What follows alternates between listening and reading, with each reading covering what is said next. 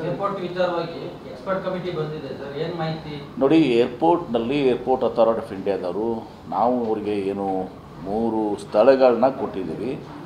ಆ 3 ಸ್ಥಳಗಳನ್ನ ಬಂದು ಅವ್ರು ನೋಡ್ಕೊಂಡು ಹೋಗಿದ್ದಾರೆ. ಅವರು ಕೆಲವೊಂದು ಅಲ್ಲಿ ಬಂದು ಆ ಲ್ಯಾಂಡ್ ಸೂಟೇಬಲ್ ಇದೆಲ್ಲ ನೋಡ್ತಾರೆ. ಆಮೇಲೆ ಇನ್ನುಳಿದ ಪ್ಯಾರಾಮೀಟರ್ಸ್ ಎಲ್ಲ ಇದ್ದಾವೆ, ಅವೆಲ್ಲವೂ ಕೂಡ ನೋಡಿ ಇವತ್ತೊಂದು ದಿವಸ ವರದಿ ಕೊಡ್ತಾರೆ.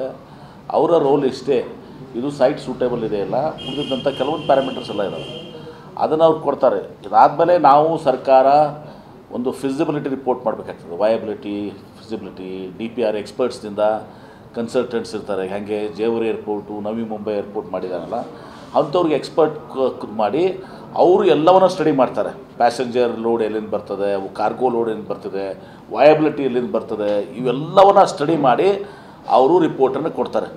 ಅವರು ರಿಪೋರ್ಟ್ ಇವತ್ತು ಸಹ ನಮಗೆ ಬೆಳ್ಕೊಂಡು ಚೆಲ್ತದೆ. ಆ ರಿಪೋರ್ಟ್ನ ಆಧರಿಸಿ ಇವತ್ತು ರಾಜ್ಯ ಸರ್ಕಾರ, ಮುಖ್ಯಮಂತ್ರಿಗಳು ಮತ್ತು ಕ್ಯಾಬಿನೆಟ್ ಅಂತಿಮ ನಿರ್ಣಯ ತಗೋತೀವಿ. It is purely based on that inputs. ಅವ್ರ ಇನ್ಪುಟ್ಸು, ಸಜೆಷನ್ಸು, ಅದೇನು ಎಕ್ಸ್ಪರ್ಟ್ ಕಮಿಟಿ ಕನ್ಸಲ್ಟೆಂಟ್ಸ್ ಕೊಡ್ತಾರೆ. ಇದಾದಮೇಲೆ ಈಗ ನಮಗೂ ಐಡ್ಯಾಕ್ಟ್ನವ್ರು ಇದ್ದಾರೆ, ಅವರು ಬೇಸಿಕ್ಕಾಗಿ ಮಾಡಿದ್ದಾರೆ.